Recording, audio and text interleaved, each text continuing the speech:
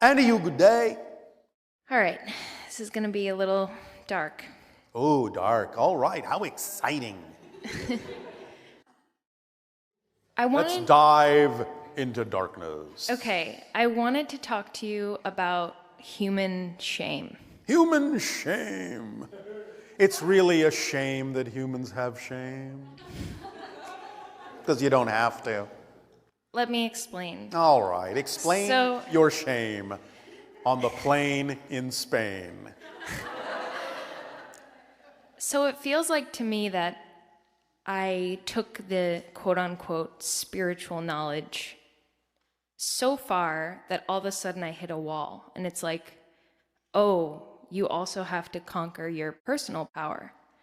Well, not conquer, but align with. Right. And in doing that, it's taken me down this pretty dark journey. Such as? For example? For example, the shame. So, yes. Exploring shame, understanding shame. Yes. So that you can let go of it, yes? Yes, but what I'm having a challenging time with now is I see it everywhere. It's like, it feels like I feel everyone's shame. When you explore something, you see it everywhere because you're on that frequency of exploration. But so what? You're learning about it. How can you not see something if you're going to learn about it? So it's okay to have an experience where you feel so out of alignment and you almost don't even see the people you love the way you want to. Yes, it's okay if you're using it for a positive learning experience. So as long as you are not allowing yourself to get stuck in it, so to speak, by worrying about the fact that you're having the experience, you'll use it in a positive way instead of a negative one. So how would you imagine I could unstuck myself? I just told you. You understand that you're doing it for a positive learning experience. And then you'll have an overview of it rather than feeling immersed in it. You'll become more neutral as an observer of it without necessarily having to take on the qualities that you're observing. Unless you want to do it to whatever degree you need to, just to understand what the experience is like.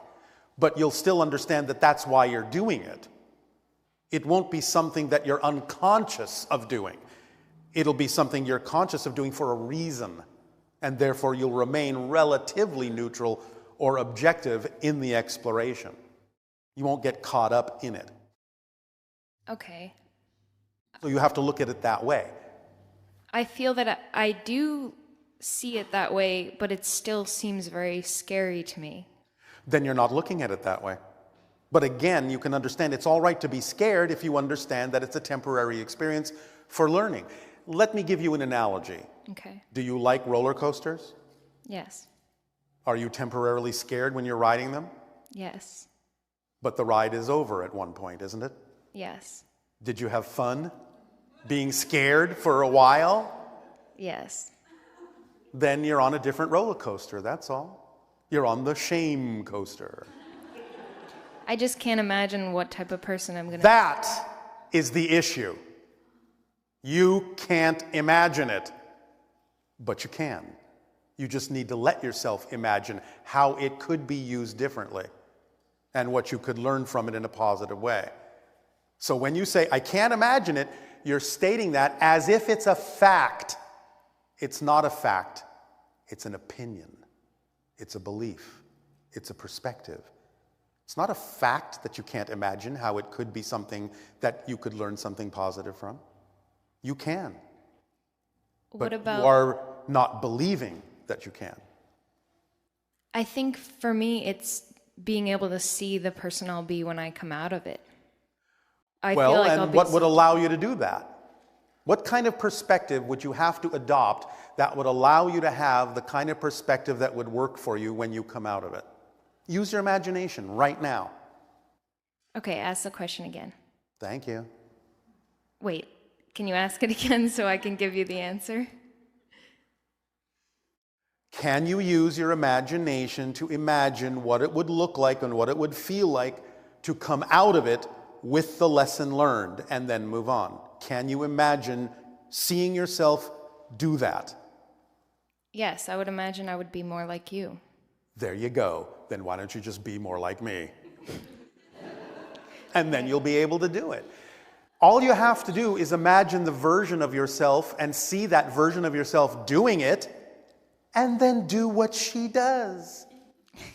Behave as she behaves, think as she thinks, feel as she feels, and you will be her. And it's okay that there might be a little bit of a process? Process is the entire point of why you're having a physical life. The process is the point. As you've heard on your planet sometimes, the journey is the destination. It's the whole reason why you're having a physical incarnation. Because you want to experience the process of change in order to have a deeper appreciation of it. So the process is the point. Whatever's happening at the moment, there's nowhere more important to be. Be in the process. That's the whole point of why you're experiencing it. To learn from the process. To change yourself and discover something new about yourself from a new perspective. You can't have a new perspective and a new discovery if you don't have a space-time process of some sort. Now, true, on the spirit level, it's a lot less, but on the physical level, it's a very specific kind of space-time process that allows you to have the experience of discovering something new and feeling that you have changed. If things were timeless, there would be no change.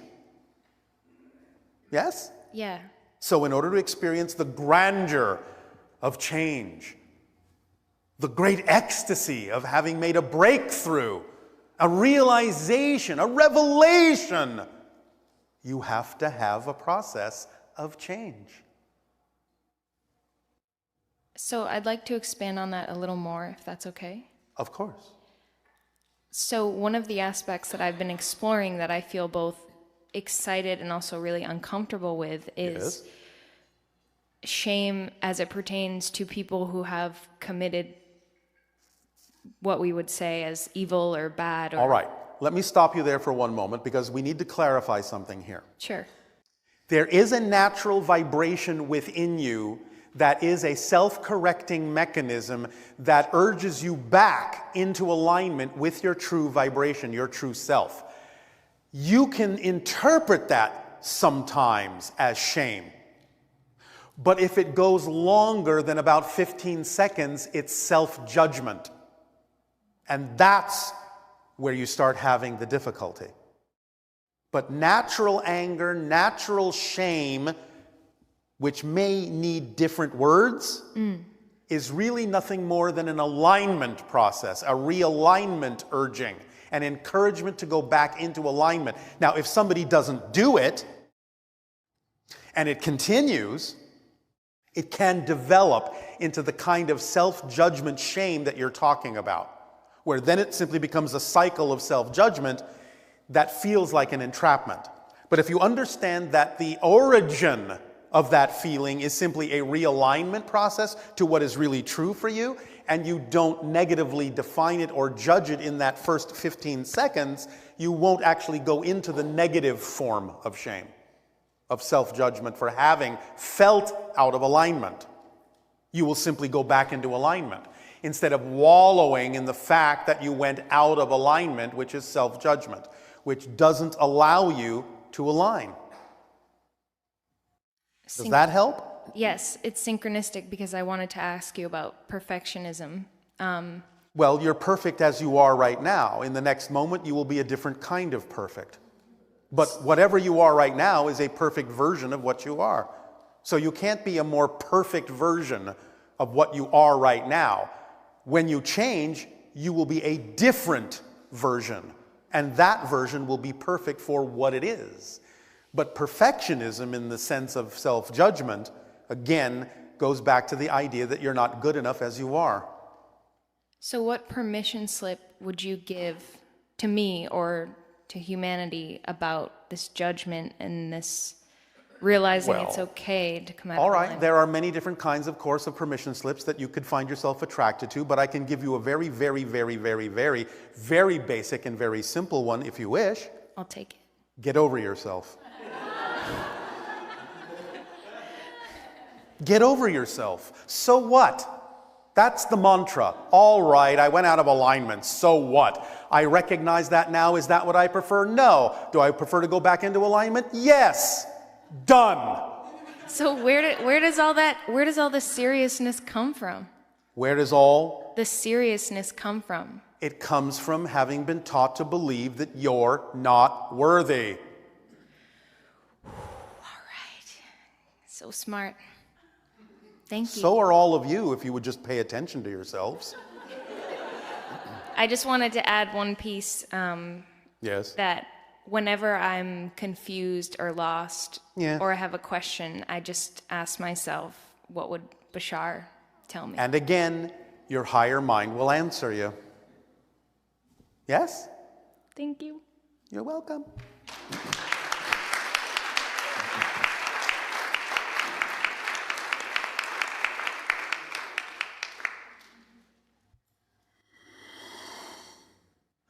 Hello, Bashar. Andrew, you good day.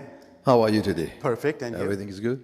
Sans I have a few rien. questions relating to Joshua, the Christian call it Jesus. You mentioned that it was Joshua, artificial insemination. You mentioned that it was made through Mary with artificial insemination. That's the way it was Of a created. type, but not in the way that your technology exists. Well, I have no idea how to do that anyway. So, my question is related because I was asking you before which alien actually did that, and you said that you couldn't tell. And I still can't. You still okay? And now there is, if I go back, you know, you have the story of Moses, you Yes. know, who went on top of the bush with flames and all that. Was the same aliens doing, talking to him? Was it the same people that created what was created, that became, you know, the Torah and then the Christianity, the Bible and all that? Is it the same people? Yes. So, question, how do they feel about the result of the experiment?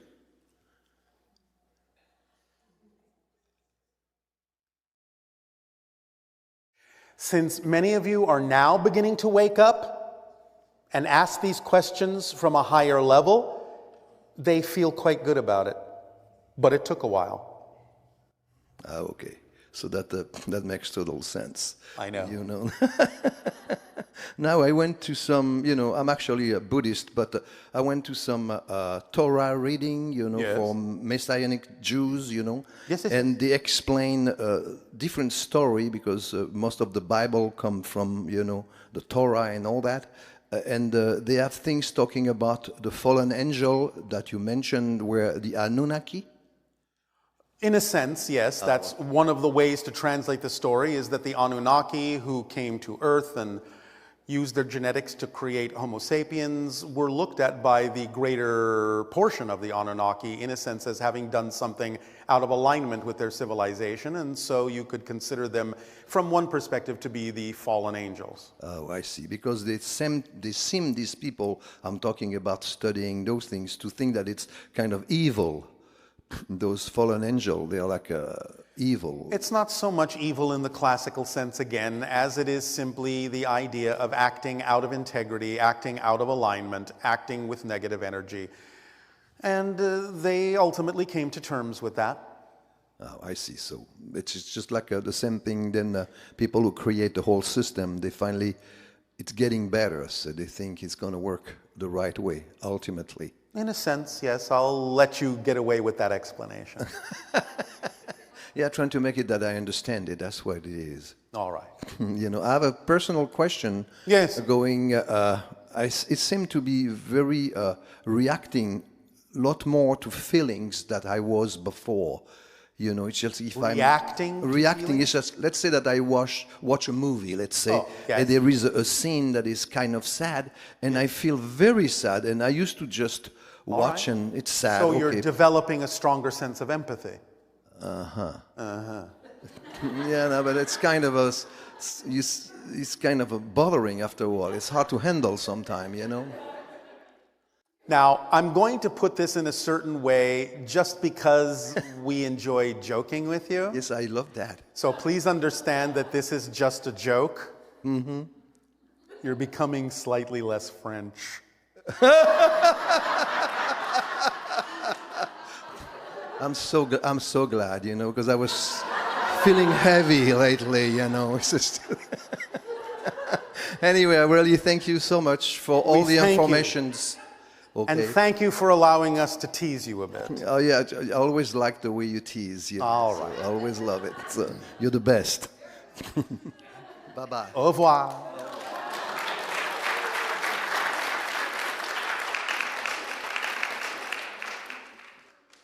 It's good to see you again, Bashar. And to you as well, good day. Yes, I have several questions, and I'm not sure which to answer first, but one thing that occurred to me just as I was sitting before I came up here, other than the ones I wrote down, was a personal thing about my memory of being part of Atlantis Yes. and a scientist there. And You're making a connection from the present to a scientist who exists there in Atlantis simultaneously for your own purposes, yes. It's not you as a person. right, It may be the same oversoul that you're an extension of, and that being is an extension of. And from the oversoul level, you could say, those are my lives. But from the human individual level, you've never been that person. They will never be you. okay. But you're making that connection. So how does it serve you to have that connection? What are you learning by having that connection? Well, I'm doing science now. I am a scientist All today. right.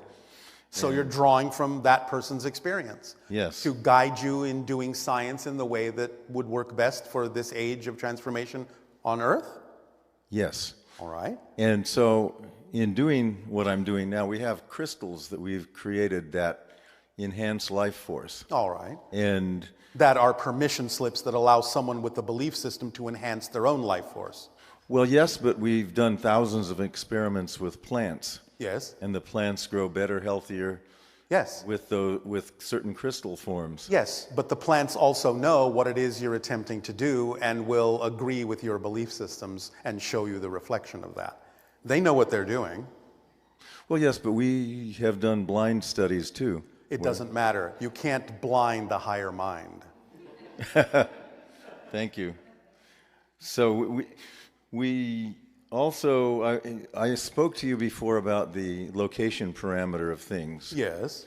And I wanted to know, and you said you could do it acoustically or electromagnetically. For the experiment that we described, yes. Yes, and I remember that experiment, and we're going to pursue it as soon as we can. All right. It's complex for us with our present If you say technology. so. But, well, anyway. We made it as simple as we could.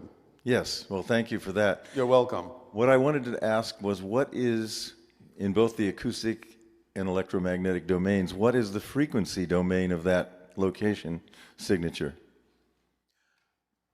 What is the Frequency domain, you know, in hertz or cycles per second?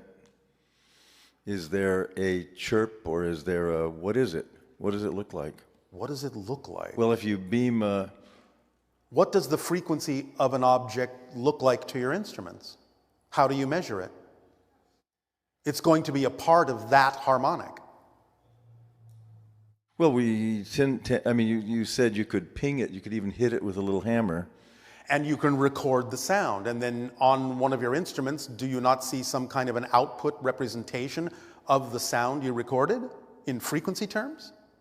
Well, the frequency from the object may be completely different than Than what? Than what you have pinged it with, so to speak. But you're recording the vibration of the object you pinged, not the vibration of the pinger. That's right. You ping it and then you wait and listen. Yes?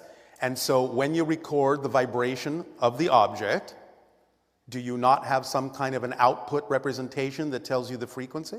Well, yes, I've done some of that, but what I want to know is, which one am I looking for? What is the location Well, part that's why look you like? have to move the object, because you have to have an instrument sensitive enough to notice the difference between the vibration you recorded here and the vibration you recorded there. And when you see the difference, you'll have found the locational variable. That's the whole point of the experiment. I understand that part, but there's so many different vibrations that come It's a harmonic. that it's difficult to see what's Then you what. may need to make more sensitive instruments. Remember, we told this to all of you earlier on.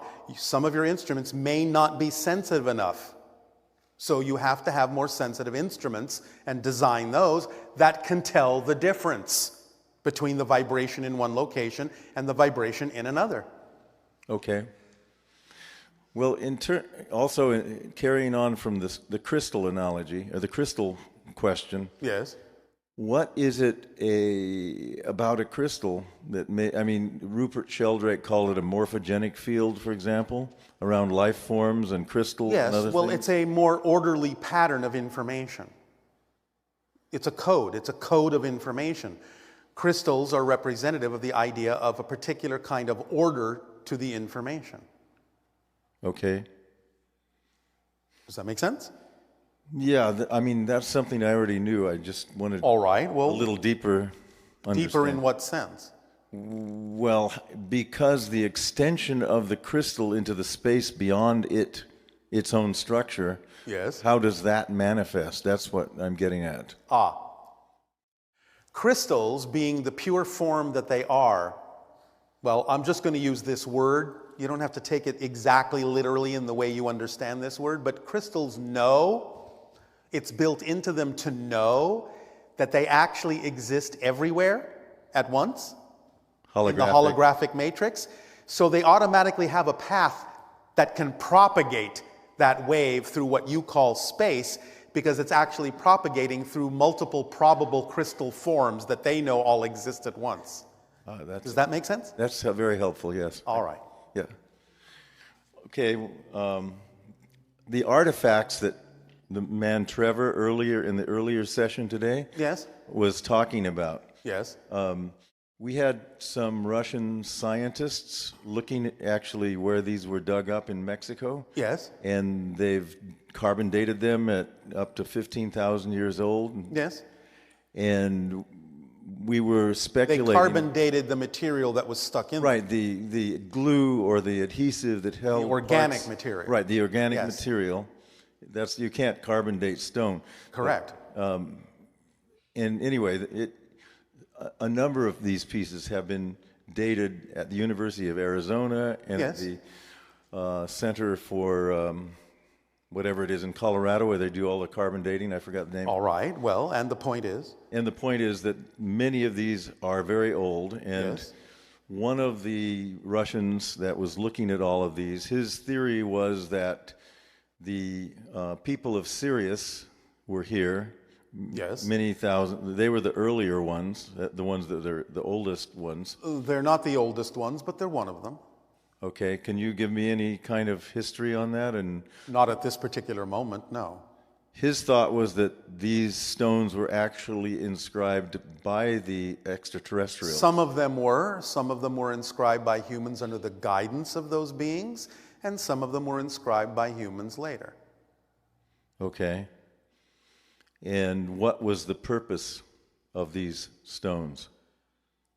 To understand the idea of resonant permission slips. Okay. For the purpose of doing what? Of allowing the humans to know that they could always be in conscious contact with those beings by vibrating in accordance to the permission slip stones, by matching the frequency of those stones. Similar to your SSonic contact crystals, Similar to that idea. which I'm wearing one, by the way. All right. So yes, a different version of that idea.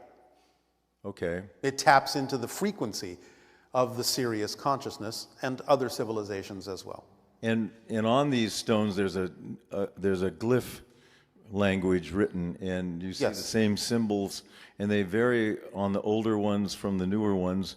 And Yes. the oldest ones look similar to some that have been written on clavicle bones found in China. Yes. Well, the ETs got around. Yes. Yes. We will talk about what the symbols represent in a future transmission. One final question. Yes. In your physical form, Yes. are you compatible with the atmosphere of this planet? Yes. So And could- you're compatible with our atmosphere, although we're a little more oxygen rich, so you might be a little dizzy until you acclimate. Okay. But as long as you shift to our dimension, You could walk on the surface of our planet and be just fine, and we can walk on the surface of your planet and be just fine as well. And the gravitational element is about the same? Our planet has slightly less gravity than yours, but we could it's jump not higher. something that's, yes, a little bit, but it's not something so different that it would be uncomfortable. We could And jump remember for that joy. we can adjust our vibrational component to equalize our gravitational quotient when walking on your planet, so it doesn't necessarily feel heavier to us. So is Essassani near Sirius? No, it's not even in your dimension of reality. It's in a parallel reality. I see. If we were to overlap our reality with yours, our star system would be about 500 light years in the direction of the Orion constellation. Oh, interesting. Does that help? Yes, it's been a great pleasure speaking with you. And with you as well.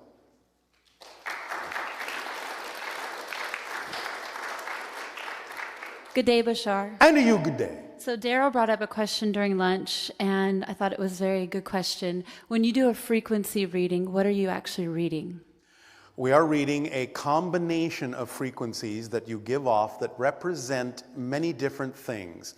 Some of it represents what it is you believe. Some of it represents the probabilities you're willing to consider. Some of it represents the idea of the actions that you take. Some of it represents communications and connections you have to other beings. It represents many different things, and we read it as a collective vibrational harmonic. Great. Can you tell me the frequency that I have right now? At this particular moment, 167,842 cycles per second. Thank you. Yes. That's very precise. Earlier, when Nicole had asked you about your instruction manual, you said there's a higher consciousness of the Sirius civilization. Can you share a little bit about that? The higher consciousness. What your instruction manual is? Oh, the instruction manual is what we've said. The same? The idea is, first of all, there's the activation principle. You act on your passion to the best you can with no insistence or assumption on the outcome. That activates the kit. It becomes the driving engine that moves you through life. The organizing principle of synchronicity in a positive way gets activated. It becomes the path of least resistance, so you don't experience effort moving through life. It becomes the path that supports you in whatever form of abundance you need. It becomes the path that connects you to all expressions of your excitement that are relevant for you in your life. It absolutely leaves nothing relevant out whatsoever. It becomes the reflective mirror that reveals to you anything within your belief system that is out of alignment with your passion, so you can let go of that belief and bring that energy back into alignment. And then by staying in a positive state, no matter what happens, and extracting the positive benefit from it, that's the entire instruction manual. We can always, as we say, go into greater detail in each of those instructional points and talk about the idea of how you can wrap your mind around them a little bit more clearly, but there are no more instructions. That's the entire description of the structure of existence, along with the concept of the 5 laws, and the idea, therefore, is that there are no more instructions. That's a complete manual, and it contains everything you need to understand. And it only requires understanding it in order to experience the effect of it to your advantage. Okay. I just wanted to make that distinction if there were any additional things for you, but Nope. no, I appreciate that. Again, the additional things are simply deeper explanations Okay. of each of those instructions, but there are no more instructions. Okay. And then you had, the other questioner had requested about the angelic realm, and you said that's the first reflection. Yes. What's the second? Well, the second reflection would be what you typically refer to as kind of a sub-angelic realm. You talk about yourself, different levels or layers of angels in your own understanding, yes? Yes. You say there are certain kinds of angels, Right. archangels, seraphim, so on and so forth, cherubim, so on and so forth. So the reflections spread out farther and farther into different ripples and expressions and multiple reflections of those things. Then it goes into things like universal reflections and galactic reflections and solar system reflections and parallel reality reflections and individual planetary reflections of consciousness and individual soul reflections and oversoul reflections and so on and so on and so on, down to the idea of individuated physical incarnational reality reflections. So again, it's a rather slippery system, not really an exact hierarchy because these vibrations can blend and fuse, and you can choose to highlight a particular level of frequency and say, well, that is the galactic level, or that is this council level. But you're the ones kind of extracting what you need from that. It's a relatively smooth spectrum of frequencies. Okay. You can create dividing lines where you need to for your own archetypal understanding, and other civilizations may create different dividing lines. All about perspective. And then the first level of mastery, when Willa gave us that meditation, when we go into the forest and a tree. And you're sitting between the tree and the river. Now, that's what I wanted to get clarity. Living in California, we don't have a whole lot of rivers. So any babbling brook will do, even an artificial one. Okay. It's still water. That's my question. Perfect. There you go. And then, so I had an experience that I felt like I saw the when you're shifting kind of like the realities, I don't know how to explain it, where it slowed down, the frame slowed down. That's because you're actually speeding up and matching the frame rate of physical reality. So they seem to slow down. It's not too dissimilar from your Einsteinian principle of time dilation. When you go faster, things seem to slow down around you because you're matching the frame rate. Yeah. Yes? Yeah, and so Have you ever taken a strobe light and done that with something that's moving? Wow, that's... Yes, you know what I'm talking about? Yeah. It looks like suddenly that thing is standing perfectly still, even though it may be moving because you've matched its frame rate and isolated a particular frame that is equivalent to your perspective at that moment, so it looks frozen. Yeah, that's a great way to visually explain that. Yes. Wow, that was really good. Thank you. And then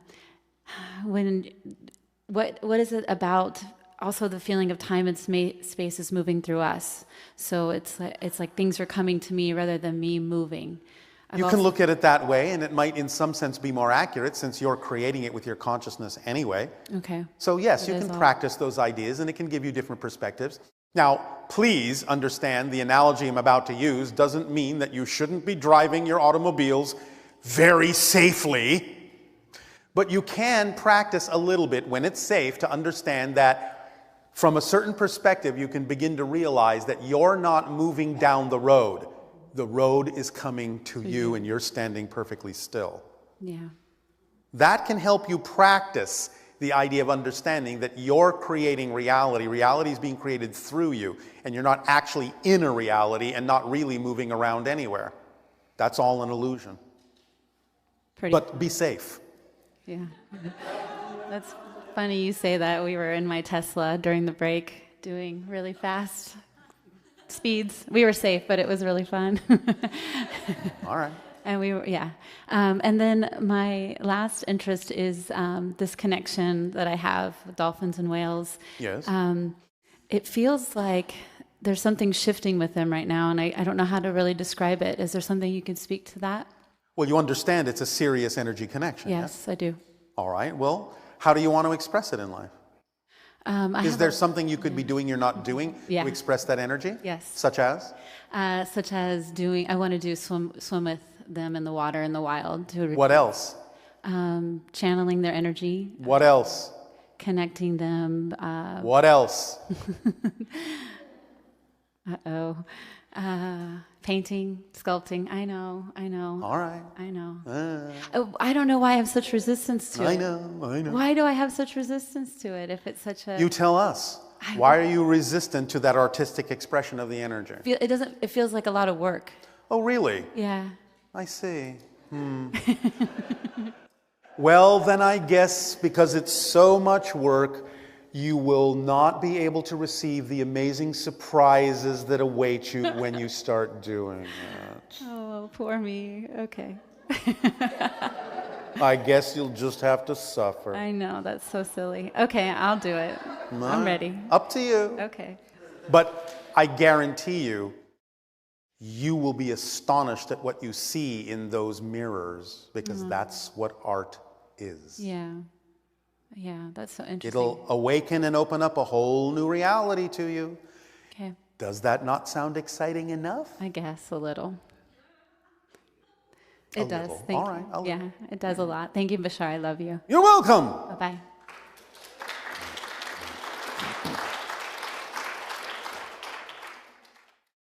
Hello, Tadea.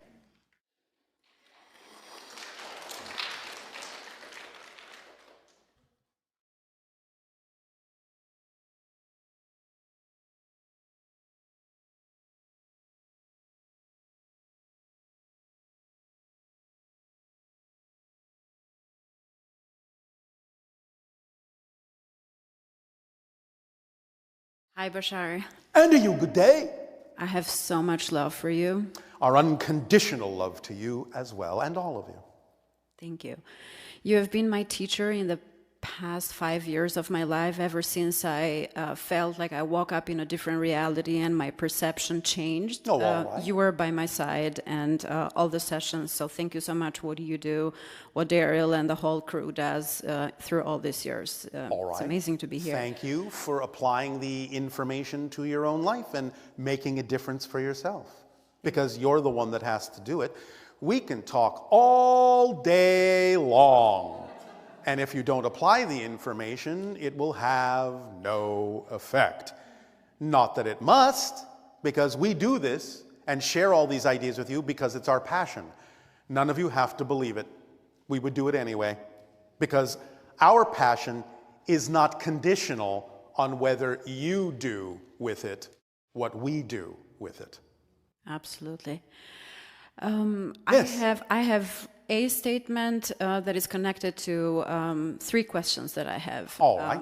The first one is when I feel, ever since I know you and I know your teachings, I feel like I communicate with you in different ways. You communicate with your higher mind using my vibration as a permission slip to make it easier for you to do so. Oh, great. Thank you. You absolutely anticipated my question, which was when I am in moments that I need an answer or I need clarity for certain situations, Yes. and I ask you or I try to connect with you Yes. to ask that question, I get an answer which is very Yes. much similar to your teachings are. Exactly. It comes from your higher mind because that's the vibration frequency you operate on to connect with your higher mind. You see, this is what we're doing.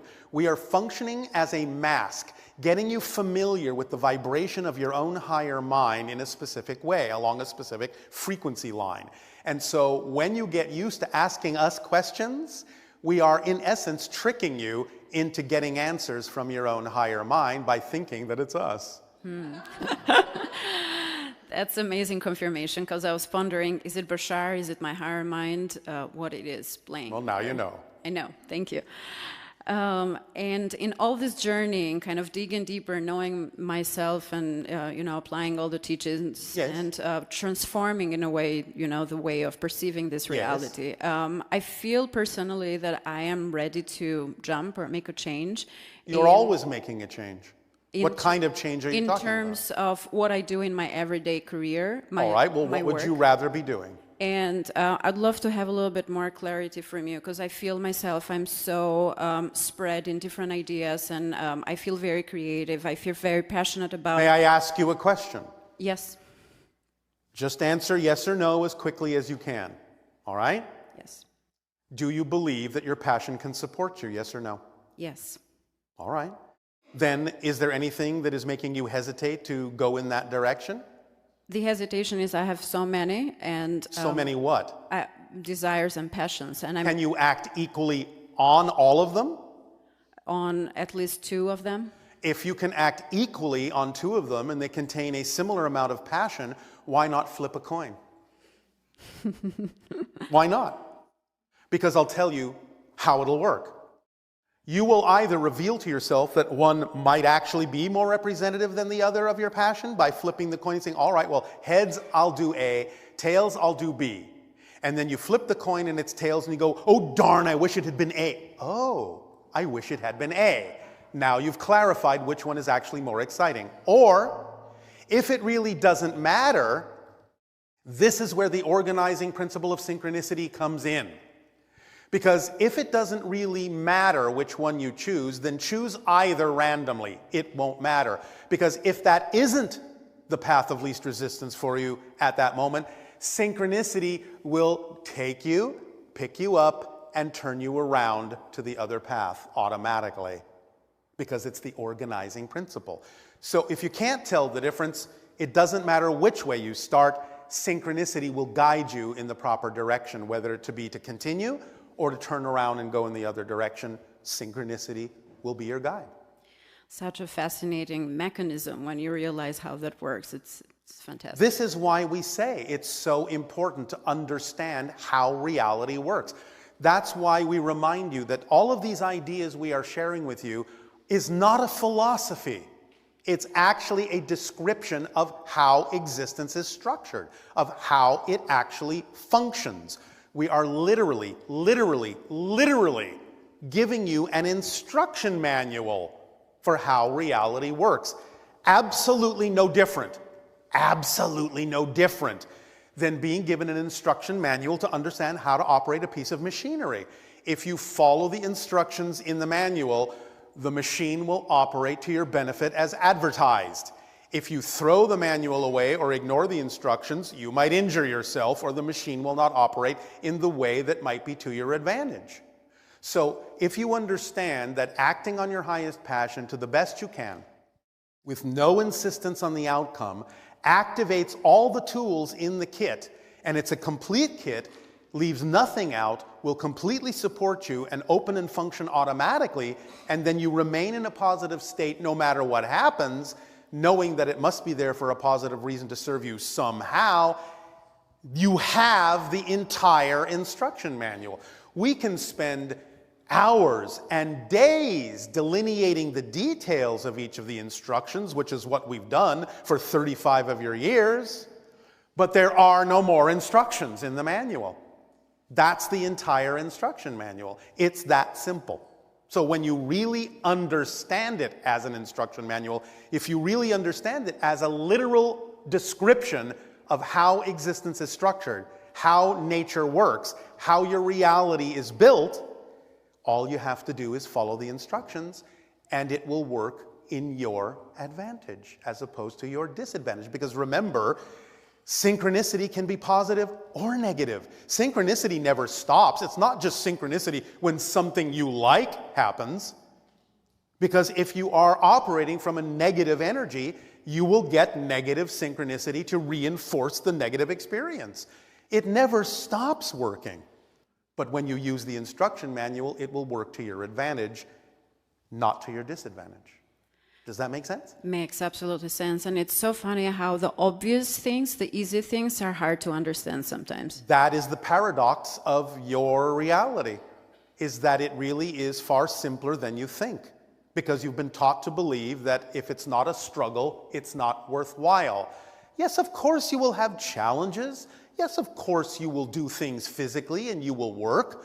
But also, as you say on your planet, a labor of love is no labor at all. By being in the moment and doing what you love, you will have the driving force, you will have the energy, you will have the passion to face the challenges, to do the work that needs to be done physically. But it will all be fun. That's the point. It will all flow. You will go with your flow. All of you have a current in creation. Don't resist it. Your current knows where you need to go.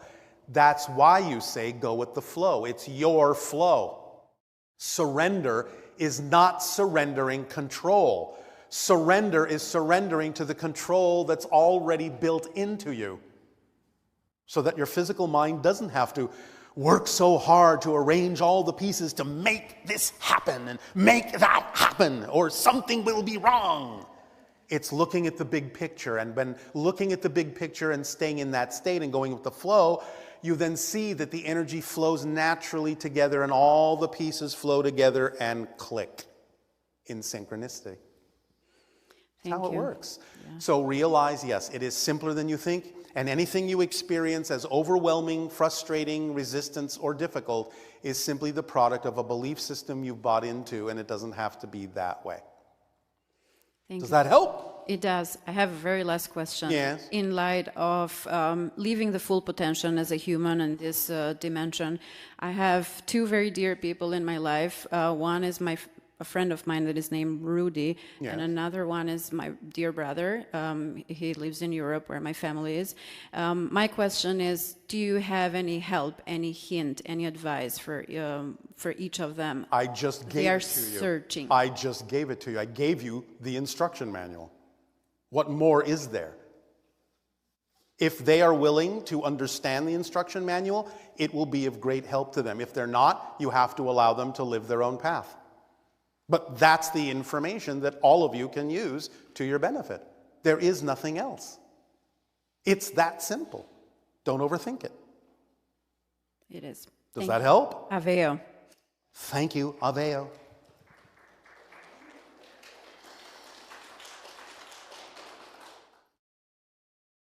For those that don't know, in my ancient language, Aveo loosely translates as thank you, but it actually means in service. Aveo. I am in service to you. Hi, Bashar. And How are good you? day. Good day. Are you here or are you in Sedona? I am in my ship above Sedona. What is happening here is a vibrational linkage, you would call a telepathic connection, so that the thoughts that I am having are mirrored and translated by the channel's brain, who has altered his frequency to be something closer to mine, so that we start vibrating together in harmony like tuning forks, and you get a translation of my thoughts through his energy. Wonderful. Okay, I have something to share. I went to India last December, and well, in one of the temples in Khajuraho, I captured a portal. Yes. And there's a being that's observing us. I didn't realize I had captured it until I came back. How can I communicate with this being? Do you remember what that felt like, being there? Yes. Then you're in that vibration. It may not feel identical to what it felt like then, but remember, here's the trick. Do you understand the principle that you cannot perceive what you're not the vibration of first? Yes. Do you? Yes. All right. So if you can remember what that felt like when you were there, doesn't that mean you actually have to already be in that vibratory state in order to even be capable of having the memory? Absolutely. That's the trick. Get it. If you can remember it, it means you're already in the state. So being in that state, I can also open up a dialogue Yes. with this being Yes. not being there and be receptive to communication. You can ask your higher mind to help facilitate the connection if that helps you. Okay. But that's all it takes. I'm in the state because I'm remembering what it felt like to be in the state, so I'm in the state. I am allowing my higher mind to help facilitate anything I may need to allow my physical mind to be a better receiver of having this connection and communication with that entity that I perceived in that particular portal. Done! Then see what happens. Thank you. Simple as that. It can be as simple as that. Now, if you want to augment it with your own belief system, your own imagination, create a new permission slip for yourself to do so, then do what works for you. You can always augment the basic idea that we just shared with you, because it needs to be designed uniquely for you. So if what we said works for you, that's fine. But if you find your imagination altering it, let it. Because it's telling you, your higher mind is telling you, you need a little more of this, maybe a little more of that for you. And that will work best for you, whereas a different alteration might work best for someone else. It's beautiful. Yes? Thank you. Yes. Anything else? No, thank you. Thank you.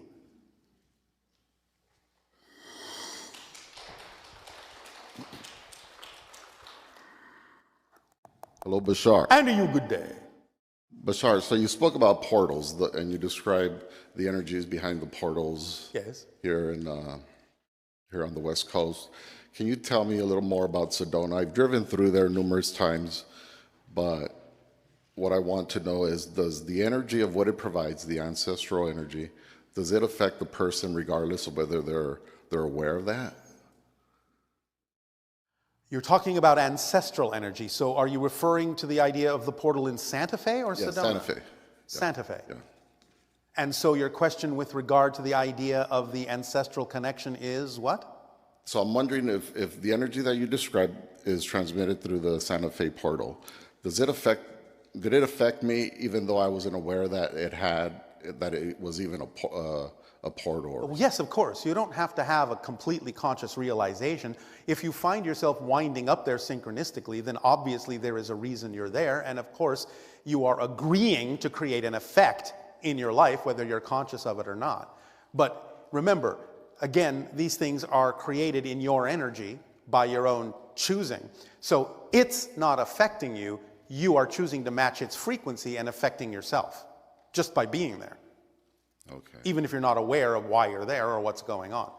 In the same way that in these conversations we have with all of you, there is a component of this communication that you hear translated as words, but there are many other levels of communication going on between us right now. And a lot of it has to do with matching frequencies that we're giving off by altering the channel's electromagnetic field so that you can pick up on those vibrations that might be more representative of you being in more alignment with your higher self. You may not know you're doing this, but you are to some degree. So when we have new understandings, when we do self-introspection, and we have new understandings, and the understanding is that there's positive energy and negative energy. Is it that the positive gets amplified and the negative, and it overwhelms the negative, or does it mean that the negative gets replaced? The idea of an amplification of positive or negative can still be a magnification of the effect. But we're simply saying that mechanically speaking, positive energy is generally expansive and integrative and connective, whereas negative energy is generally diminishing and disconnective, segregative. Both of those can be magnified because both of them can be mirrored. But when we use the term amplification in terms of expansion, that's generally a positive trait. Does that answer your question, or is there something else you wanted to talk about here? So if I realize through a new understanding of something, it puts me in a state of being that I feel is more positive. Yes. Is it that whatever I had in the way of having that understanding, some sort of negative belief, negative thinking, does that get completely erased and superimposed by the positive? No. It actually makes you more aware of the negative, because that's the reflective mirror tool in the kit of passion, in the kit of excitement. Anything within you that's out of alignment, the positive energy, the more positive you are, will bring that to your attention more strongly, because the more positive you are, the easier it is to handle and transform the negative awareness. Because remember, as you expand your consciousness, you may experience negativity less, but you actually become more aware of negativity, because positive and negative and neutral exists on every single level of existence. Okay. So you become more aware of the probability that negativity is a choice. You simply get to a state where it doesn't make sense to choose it. But you don't invalidate it. You just realize that it's an equal choice you could make, and that you simply choose the positive because that's more in alignment with who you prefer to be. And the negative actually makes that easier, because in many ways it's easier to see the light when it's surrounded by darkness. Yes? Yes. So they work together that way.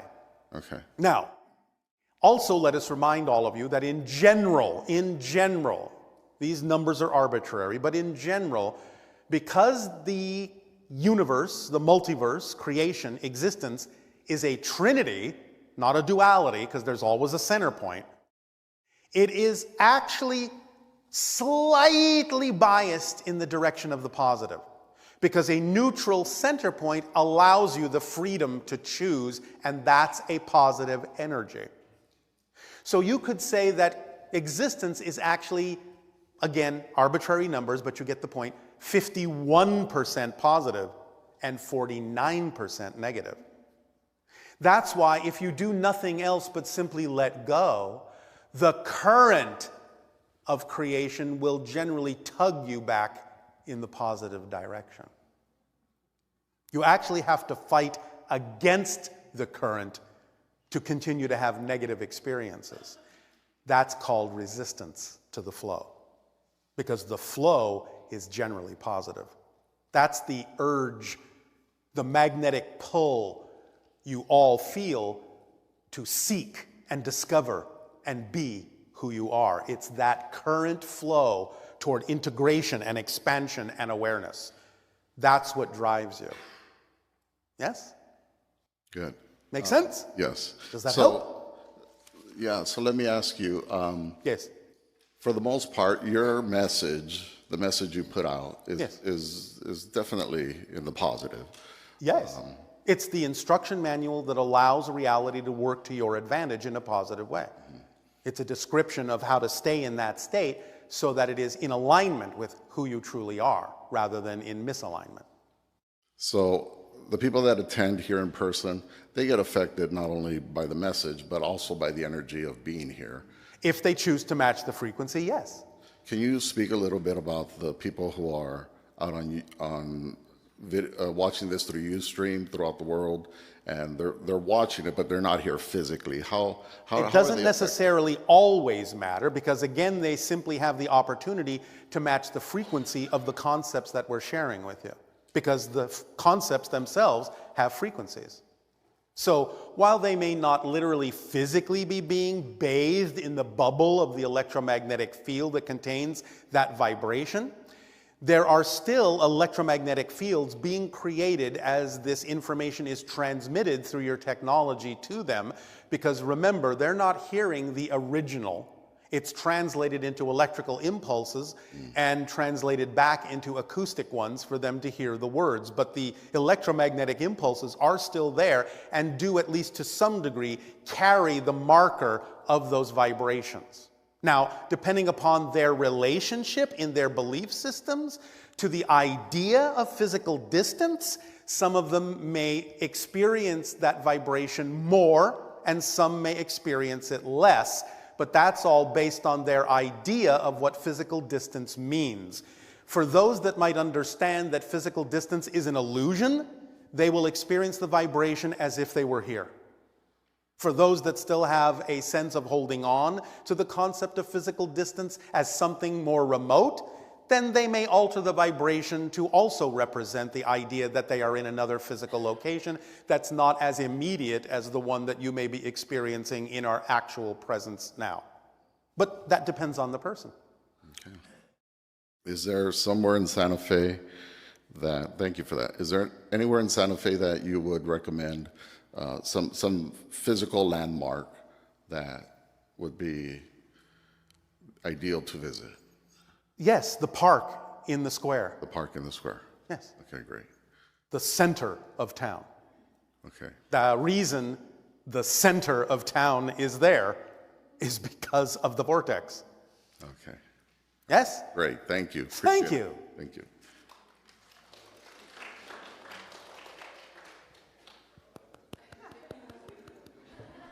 How polite. Hi, Bashar. And you, good day.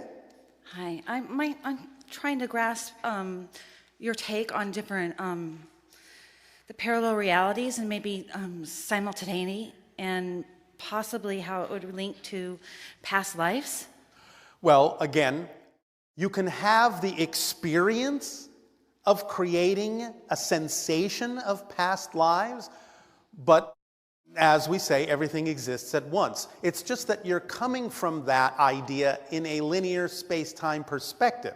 So you make connections to other simultaneous existences from the present, but you experience those connections through the space-time framework as memories. That's the way you translate those present connections to other simultaneous parallel existences, as if they are memories, therefore you assume they're in the past. So would you also say then that if we experience them as a memory, is there an optimum way to grasp that they're not memories, but perhaps now that can take you in this perspective of where you are to a different state of being?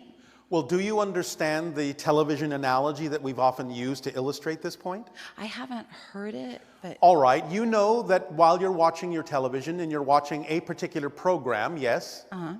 You know there are hundreds of other programs playing simultaneously, don't you? Yes. But when you change the channel, then you get another program. Now, is the program you were just watching, if it's still playing, is that in the past? Or is it still going on? Yeah. Okay. It's still going on, isn't it? Yeah.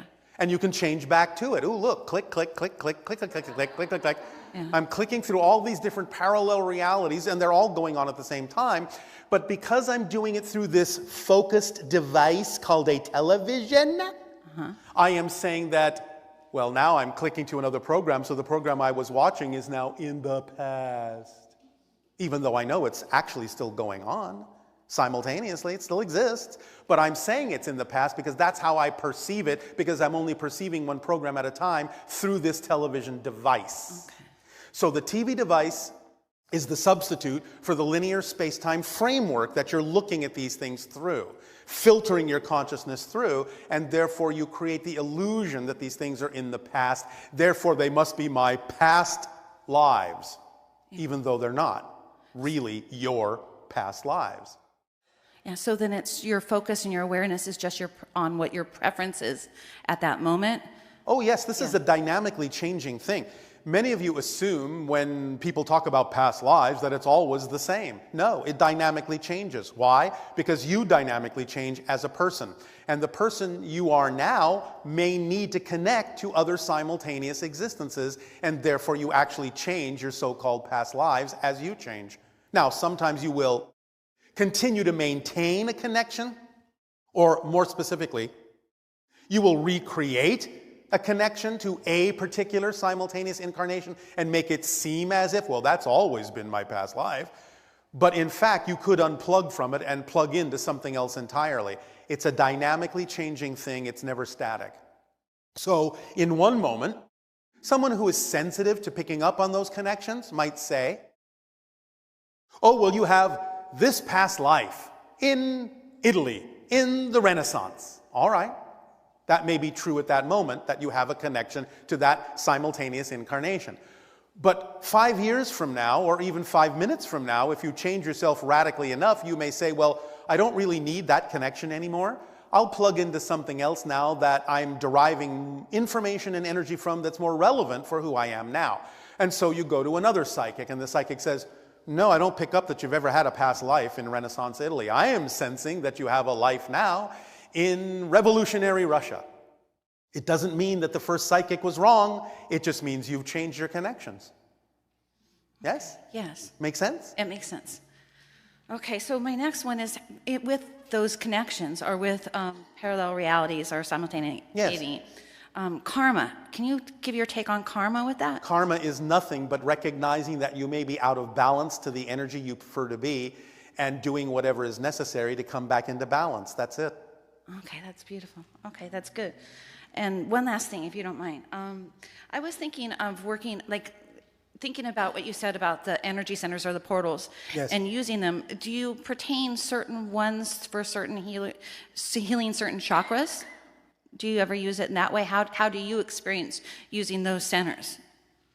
Well, as we said, we are positioned in our ship above Sedona because it's the magnifying portal that allows us to filter the energy in such a way that it connects to that arc of other portals in a way that helps us balance the energy on your planet so that you can go through the transformation in, shall we say, a less rocky way than you otherwise might.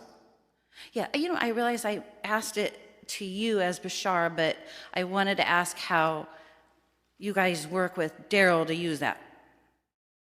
How we work with the channel? Yeah, with the channel. Because when the channel experiences our energy in this way, all the different things that we perceive fuse into his electromagnetic field for him to use in whatever way is appropriate for him.